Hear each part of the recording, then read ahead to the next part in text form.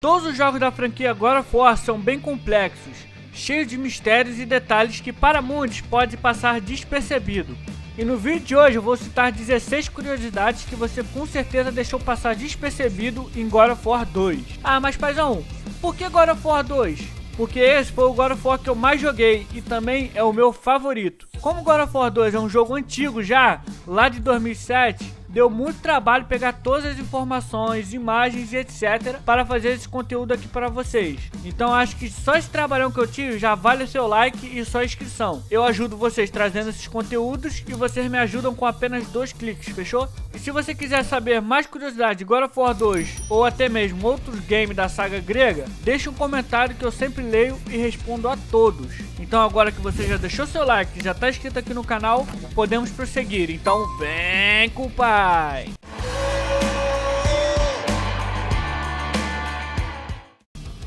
Fala meu povo, fala minha pova. Primeiro devo esclarecer que essas curiosidades estão em ordem aleatória, não sendo necessariamente do pior ao melhor e nem vice-versa. Então vamos lá.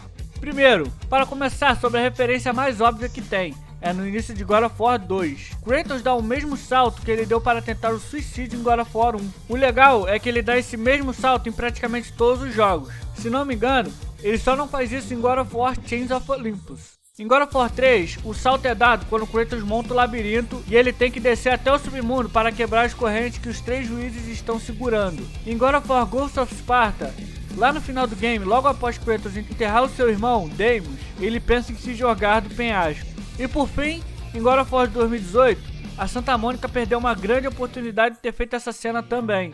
Seria muito impactante para nós fãs, lá naquela parte que o Kratos se joga dos galhos da árvore do mundo. Seria só dar aquela focada nos pés dele que nós fãs já ficaríamos todos arrepiados. Mas infelizmente não aconteceu. Perdeu essa grande oportunidade em Santa Mônica. Segundo, as 2 moças que estão com Kratos ao lado do trono de Kratos, no início de God of War 2, são as mesmas mulheres que estão lá no navio do capitão no início de God of War 1. Após Kratos dar aquela famosa massagem que conhecemos por toda a saga grega, elas decidiram se tornar escravas de Kratos por vontade própria. Terceiro, essa é meio óbvia, mas não para Kratos no início de God of War 2. Quando Kratos vai descer em Rhodes para interferir nos assuntos mortais, ajudando o exército espartano na batalha, Athena tenta impedir ele, porém ele não dá ouvidos a ela e salta em direção a Rhodes mesmo assim. Quando Kratos chega lá embaixo, a águia que tirou os poderes dele era Zeus. Porém, Kratos pensa que é Athena que fez isso, por isso que ele diz aquela famosa frase: Athena, you conspire against me! Agora vamos para um detalhezinho de continuidade que a Santa Mônica pensou muito bem. As lâminas de Kratos no início de God of War 2 estão com um efeito branco, o que condiz com a sequência de lançamento de God of War 1, que acabou com as lâminas da mesma cor. E na sequência cronológica, ou seja, em Ghost of Sparta, Kratos acaba com o efeito das lâminas da mesma cor também, e é um detalhe muito interessante. Quinto, uma coisa que pode ter passado por despercebido aos olhos de muitos durante a gameplay frenética de God of War 2, mas é um detalhe super interessante, é que a águia, no caso Zeus, fica rondando e acompanhando toda a batalha de Kratos contra o Colosso de Rhodes. Você pode não perceber, mas ele está lá o tempo inteiro. Sexto, após cravar a lâmina do Olimpo na barriga de Kratos e achar que havia matado ele, Zeus diz a seguinte frase: abre aspas, tudo que você conhece, Kratos, irá sofrer por causa do seu sacrilégio, fecha aspas. Mas paizão, Kratos já havia perdido tudo, sua esposa e sua filha, sua mãe e seu irmão. Então o que mais Kratos poderia perder? Meu povo, pra quem não sabe, das coisas que Kratos mais amava, estava em primeiro lugar sua esposa e filha, e em segundo lugar estava Esparta. E quando Zeus fala isso, Esparta ainda não havia sido destruída. Então essa frase de Zeus foi uma pequena dica para nós que Zeus atacaria a cidade natal de Kratos, no caso, Esparta. Sétimo, as bandeiras do local de batalha contra o Colosso são muito parecidas com a de Roma. E bom, em alguma época da história, Rhodes foi sim dominado por Roma, o que faz uma boa referência à história real que conhecemos. Oitavo, Pegasus tem como significado a imortalidade, então fizeram uma boa referência ao fazer com que Kratos montasse no Pegasus após ele voltar da morte no início de God of War 2.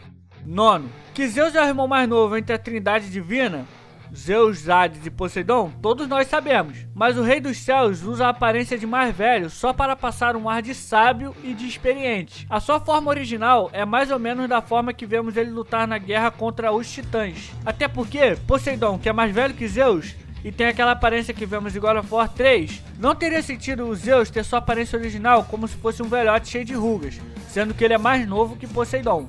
10. Todo o tempo das Irmãs do Destino, todas as armadilhas e dificuldades para chegar até elas, foi um presente de Cronos para elas, justamente para tentar suborná-las para alterar a profecia que ele seria derrotado por um de seus filhos.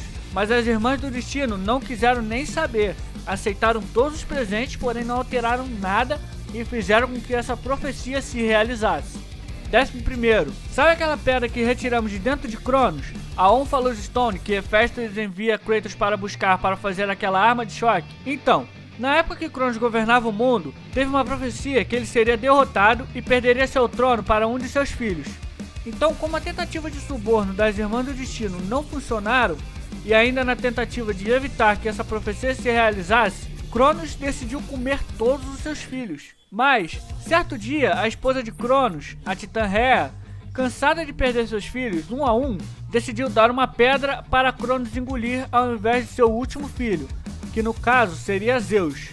12º. Lá em God of War 1, um pouco antes de pegar a caixa de Pandora, Kratos passa por essa imagem no chão. Essa imagem é uma outra profecia, e ela aparece algumas vezes no decorrer de God of War 2 também.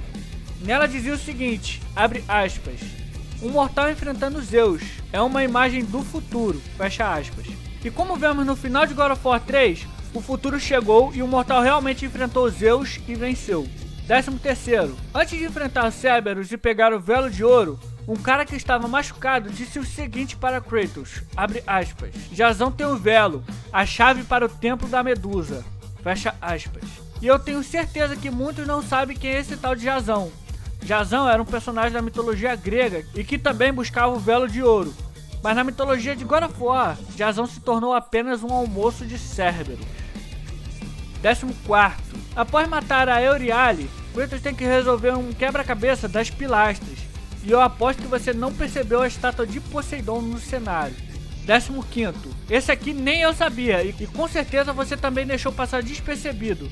Durante a gameplay de God of War 2, nessa parte vemos duas pedras, mas aí que está, meu povo, não são duas pedras, são dois baús camuflados. Para você pegar esses dois baús, basta você jogar um raio de Cronos apenas uma vez que as duas pedras quebram, liberando o baú para vocês coletarem. 16º, e por fim, mas não menos importante, o escudo de Perseu tem a representação da Medusa. Na mitologia de God of War, é Kratos quem mata a Medusa, porém na mitologia grega original, quem é o responsável por matar a rainha das Górgonas é justamente Perseu. Se você quer a parte 2, comenta aí embaixo que eu trago aqui no canal para vocês. E se você tem alguma outra curiosidade que não foi mencionada no vídeo, também comenta aí embaixo que eu sempre leio e respondo a todos. O papai vai ficando por aqui, muito obrigado por assistir, tamo junto, falou!